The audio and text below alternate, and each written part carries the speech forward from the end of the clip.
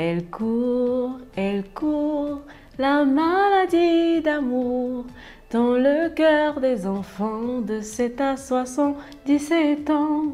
Elle chante, la rivière est Solon qui unit dans son lit les cheveux blancs, les cheveux gris.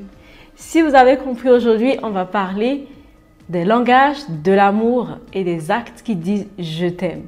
Bonjour à tous et bienvenue sur Grâce Carmel, votre chaîne qui vous donne les meilleurs conseils sur les rencontres et les relations amoureuses afin que vous puissiez aller en toute confiance dans la direction de la vie amoureuse étonnante que vous méritez. Aujourd'hui, je vais vous parler des 5 langages de l'amour, les secrets pour gérer une relation longue distance. Quels sont les secrets pour réussir une relation à distance? Alors, j'ai décidé de faire une vidéo sur le sujet spécialement pour vous. Avant d'entrer dans le vif du sujet, je vous prie de vous abonner à cette chaîne, d'activer la cloche des notifications, de liker la vidéo et de partager cette vidéo avec vos proches et vos amis. Top, c'est parti!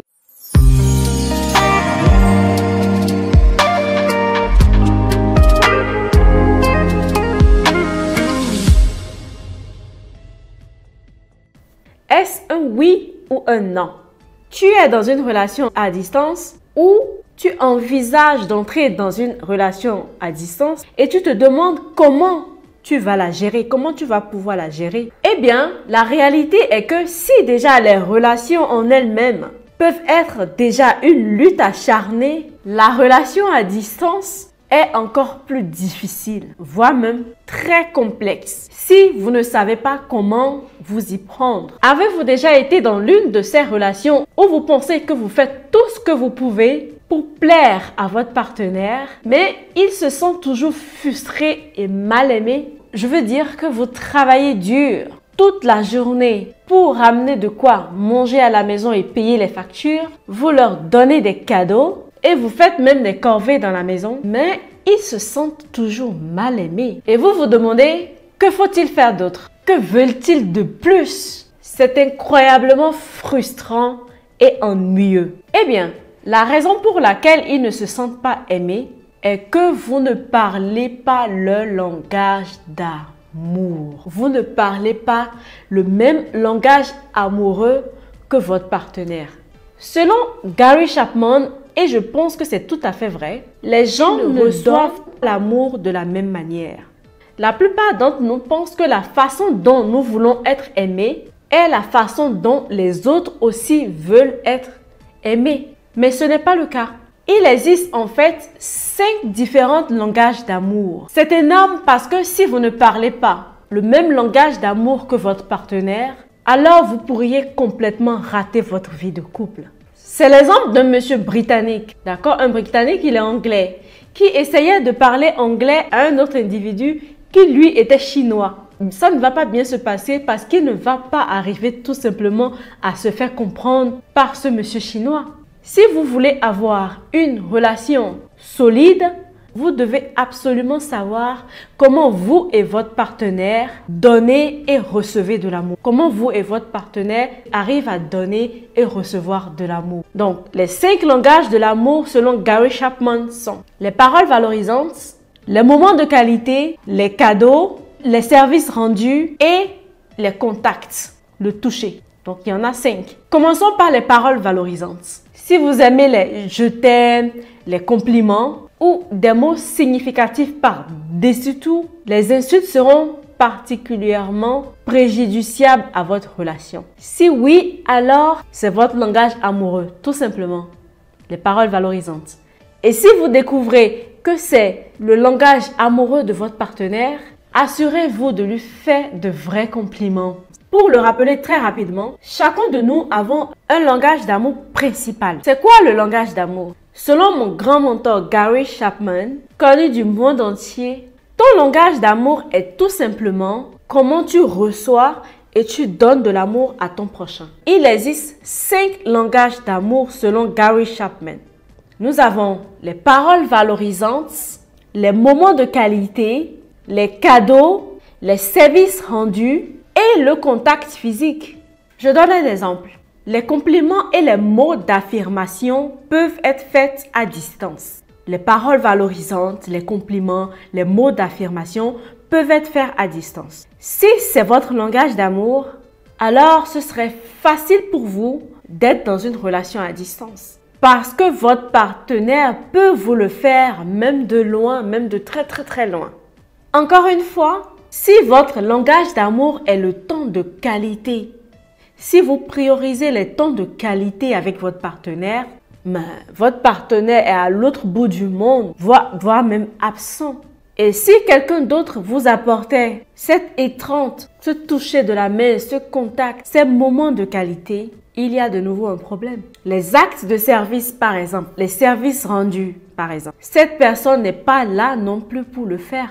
Tout dépend de vous. Vous devez vous poser la question, vous demander sincèrement si vous êtes le genre de personne qui peut supporter une relation à distance. La clé numéro 1, la communication doit être votre priorité. Certains d'entre vous diront que c'est du bon sens. Bien sûr, ça l'est, mais est-ce que la quantité de communication qu'il faudra pour que la relation tienne vraiment est discutée et élaborée selon le besoin de chaque partenaire dans la relation en question, du point de vue de ce qui va rendre chacun de vous heureux et pas seulement vous sentir heureux, mais vous permettre surtout de vous sentir plus en paix et en sécurité dans la relation. La distance peut être un facteur difficile à supporter au fil du temps.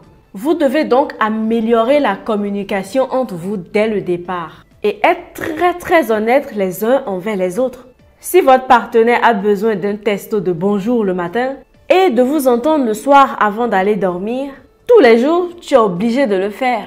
Parce que souvent, ce qui crée beaucoup de tension dans ce type de relation, c'est les attentes non exprimées.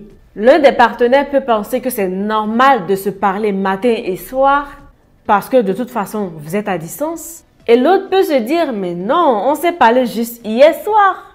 Et c'est assez bien. Il ne voit pas les choses de la même manière. Ton partenaire ne pourrait peut-être pas voir les choses de la même manière que toi. Cela ne signifie pas qu'il n'est pas assez investi ou qu'il n'a pas l'intention de faire du sérieux avec toi, mais simplement que son niveau de besoin de communication est différent du tien. Donc, ces choses doivent être discutées dès le début de la relation. Pas seulement de ce dont vous avez besoin, mais aussi de ce dont vous êtes prêt à donner chacun de vous dans la relation. Si ton partenaire te dit « Ah, moi j'ai besoin d'un FaceTime, d'un appel vidéo par jour parce que nous sommes à distance et que toi, tu n'aimes pas trop montrer ton visage à travers une caméra, sois honnête. Si c'est comme ça que tu le ressens, que tu n'aimes pas trop te montrer à travers une caméra, sois honnête, dis-le lui simplement.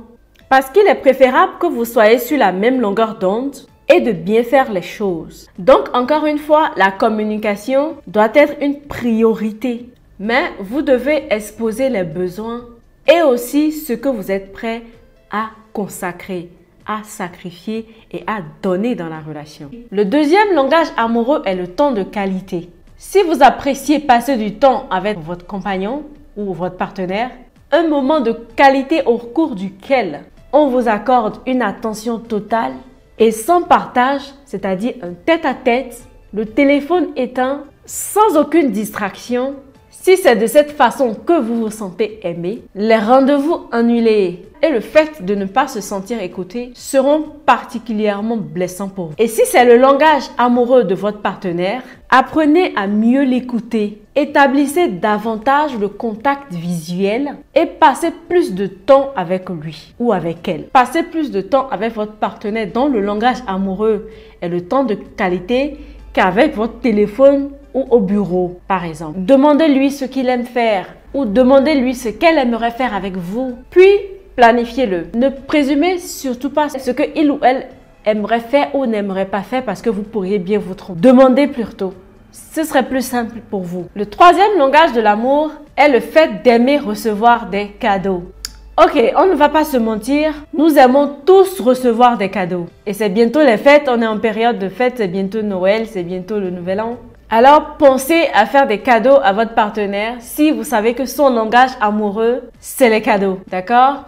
Mais ce genre de partenaire aime recevoir des cadeaux par-dessus tout. Pour ce type de personnes, les cadeaux signifient tout. C'est leur façon de ressentir qu'on les aime. Pour eux, c'est le meilleur moyen de leur prouver votre amour. Pour ce type de personnes, le fait de leur offrir ces cadeaux leur montre que vous faites des efforts. Vous essayez de leur prouver votre amour en faisant des efforts. Je ne parle pas de matérialiste ou du coût de l'objet. Je ne dis pas d'offrir des objets coûteux. Non. Peu importe le coût ou la valeur de l'objet ou du cadeau, mais plutôt la pensée derrière cela. C'est plutôt la pensée derrière ce tact qui est plus important. Pour ce type de conjoint ou de partenaire, les anniversaires ratés et les cadeaux irréfléchis les déchirent, les frustrent. Le coût n'a pas d'importance.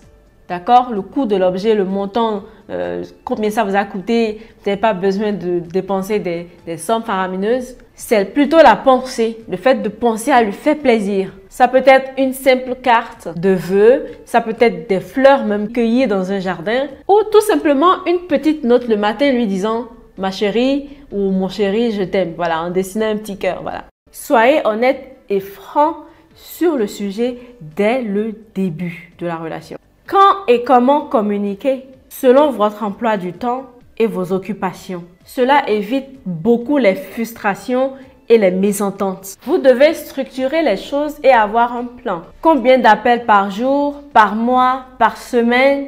Après combien de temps l'un doit faire un effort pour aller vers l'autre, pour aller voir l'autre? Tout ce que vous pourriez définir dès le départ, définir à l'avance, pourrait éviter les problèmes plus tard. Les gens deviennent très vite anxieux dans les relations à distance parce qu'ils ne peuvent pas voir leur partenaire et le toucher physiquement, le câliner, l'embrasser. Cependant, lorsque vous avez déjà un plan pour se revoir physiquement, que ce soit d'ici 1 mois, 6 mois, 1 an, 2 ans, 3 ans, 5 ans, lorsque vous avez déjà un plan pour se revoir, ça aide à garder la foi, ça aide à calmer les nerfs. Cela vous permet de traverser les moments d'attente beaucoup plus facilement parce que vous savez que la récompense arrive bientôt. La récompense est dans 2 mois, dans 1 an, dans 6 mois, dans 2 ans. Vous savez exactement quand est-ce que vous allez vous revoir. Donc ça vous permet de supporter la distance plus facilement.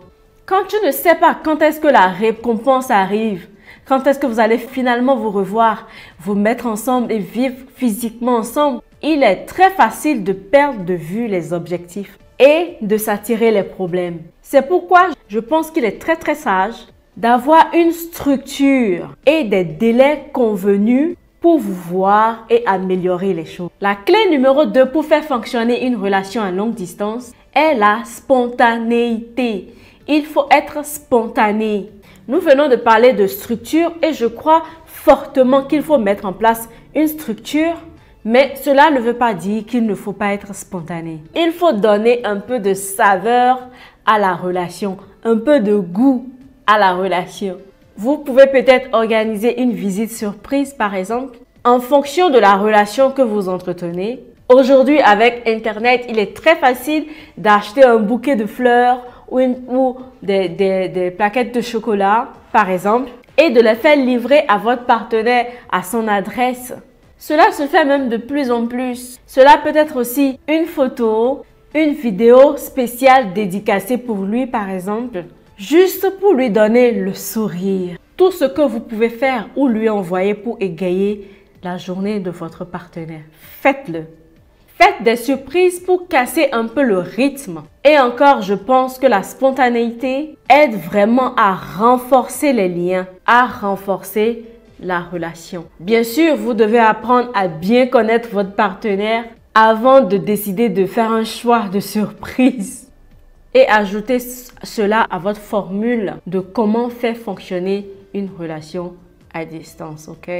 Le 4e langage de l'amour concerne les services rendus, comme par exemple faire les corvées de la maison, faire les courses par exemple, des actes de service qui allègent le fardeau de la responsabilité. Sans l'amour est le caractéristique de ce langage. Cela peut être aussi simple que de sortir les poubelles par exemple, de faire la vaisselle, de récupérer les enfants à l'école, ainsi de suite. Lorsque vous faites face à un partenaire dont le langage de l'amour est le service rendu, évitez de rompre vos engagements, ok?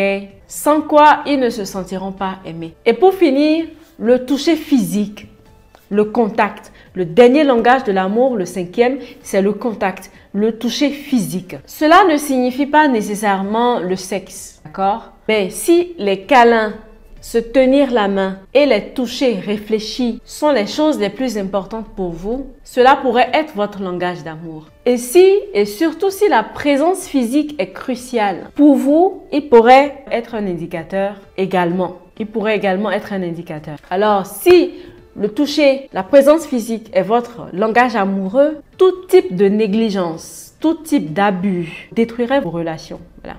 Les abus, la négligence et les abus détruisent les relations avec les personnes dont le langage amoureux est le toucher physique, le contact.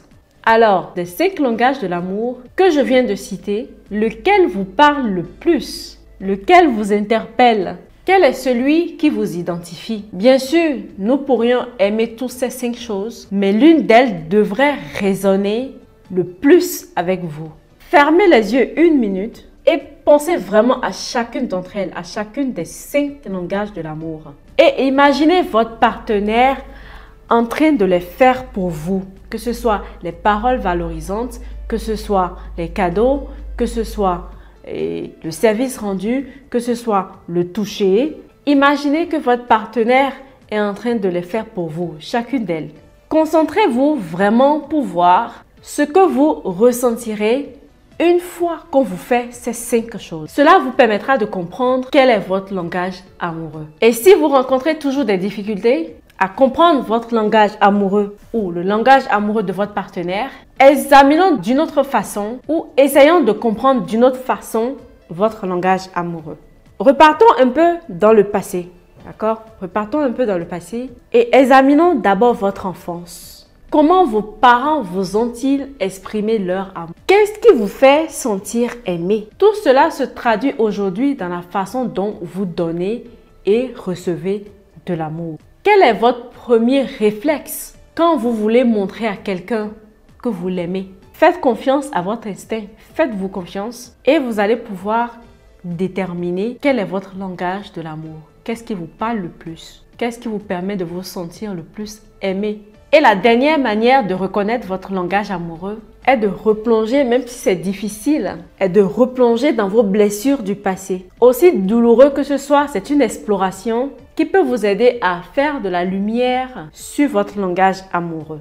Si après cet exercice, vous arrivez à déterminer votre langage amoureux, maintenant que vous connaissez votre langage d'amour, pensez à connaître le langage d'amour de votre partenaire. Et si vous n'arrivez pas à l'identifier, je vous suggère fortement de le leur demander ou de les emmener à faire ces exercices cités plus haut pour savoir quel est leur langage amoureux. Rappelez-vous que ce que nous pensons être un acte d'amour peut ne pas être vu de cette façon par votre copain, par votre partenaire, par votre conjointe ou votre femme. Il est vraiment vital que nous apprenions et que nous comprenions le langage amoureux de nos partenaires. Si nous voulons qu'ils se sentent aimés, alors trouvez le langage amoureux de votre partenaire et parlez-le. Parlez le langage amoureux de votre partenaire. Faites quelque chose de spécial une fois par semaine pour remplir ce que le docteur Chapman appelle le réservoir d'amour. Oui, l'amour a un réservoir qui se vide et qu'il faut remplir à chaque fois pour maintenir l'attraction. Maintenant, la clé pour faire fonctionner une relation longue distance est d'avoir tout simplement un plan. Quand je dis d'avoir un plan, cela concerne quand est-ce que vous allez mettre fin à cette partie de longue distance et quand est-ce que vous allez réellement être ensemble au même endroit, sur le même toit. Les relations à distance échouent souvent parce que les partenaires concernés ne savent pas vraiment où ça va les mener. Ils n'ont pas de plan. Ils ne savent pas quand est-ce qu'ils finiront par vivre ensemble. Et cela peut créer de l'insécurité, du doute, de l'anxiété, ce qui rend la relation finalement très difficile à vivre. Et aussi, nous devons comprendre que si vous pouvez discuter dès le départ de ce qu'est le plan et que vous vous rendez compte que c'est une relation qui n'a pas d'avenir, et qu'il n'y ait pas d'espoir qu'un jour vous vous retrouvez, que vous vous réunissez et que vous vous remettez vraiment ensemble de manière physique. Disons que vous avez une discussion avec votre partenaire par exemple et que vous ne pouvez pas vous réunir avant 5 ans, 5 longues années. Vous devez vous demander sincèrement si vous pouvez gérer la distance pendant 5 ans. Cela signifierait peut-être que vous avez juste besoin de rester amis pour l'instant et peut-être reprendre la relation plus tard à une date un peu plus proche d'un moment où il serait possible pour tous les deux de se réunir. C'est beaucoup plus facile à avaler ainsi. Alors parlons-en. Quel est votre plan? Et encore une fois, combien de temps pourriez-vous tenir tous les deux pour pouvoir en fait être ensemble au même endroit? Ainsi, qui va déménager vers qui? Ou si vous allez déménager tous les deux dans un endroit neutre. Parce que ce sont des détails qui peuvent détruire. Ce sont des choses dont vous devez vraiment discuter à l'avance. Vous pourriez vous retrouver dans une situation où, par exemple, la femme est tout à fait prête à tout laisser, tout abandonner, se déplacer, venir vous rejoindre où que vous soyez. Elle est cool avec ça, tout va bien. Et ensuite, dans la foulée, elle obtient une promotion ou une opportunité qui s'ouvre à elle dans son pays où elle est. Et maintenant, déménager devient un choix beaucoup plus difficile, par exemple. Les choses peuvent changer. Mais quand ce moment arrive et que vous réalisez que ça va changer les plans, vous devez revenir en arrière et en parler avec votre partenaire au préalable. Êtes-vous d'accord pour que vous profitiez à nouveau de cette nouvelle opportunité? Si le but est d'être ensemble et de se marier peut-être un jour, vous ne pouvez pas faire face à ce genre de décision sans tenir compte de votre conjoint, sans tenir compte de votre partenaire. Parce que il faudra tenir compte ici de votre avenir à tous les deux. Vous devez en discuter vraiment pour qu'il n'y ait pas de surprise désagréable à l'avenir. Et en bonus, je réserve toujours le meilleur pour la fin. Une dernière clé pour faire fonctionner une relation longue distance est de définir les limites à ne pas dépasser des deux côtés. Cherchez à connaître le langage amoureux de votre partenaire. Ne les assumez surtout pas. Parlez-en avec eux, puis prenez l'engagement de le faire. Prenez l'engagement de faire quelque chose de spécial chaque semaine. Faites quelque chose de spécial à votre partenaire. Parlez leur langage amoureux. Faites quelque chose qui est lié à leur langage d'amour principal. D'accord? J'espère que la vidéo vous a plu. Si vous avez aimé la vidéo, s'il vous plaît, likez-la. Abonnez-vous et n'hésitez surtout pas à consulter certaines autres de mes vidéos. Il y en a pas mal et je vous assure que vous ne serez pas déçus. Alors merci les amis, ce sera tout. On se retrouve dans la prochaine vidéo et n'oubliez jamais qu'il n'y a qu'un bonheur dans la vie, c'est d'aimer et d'être aimé.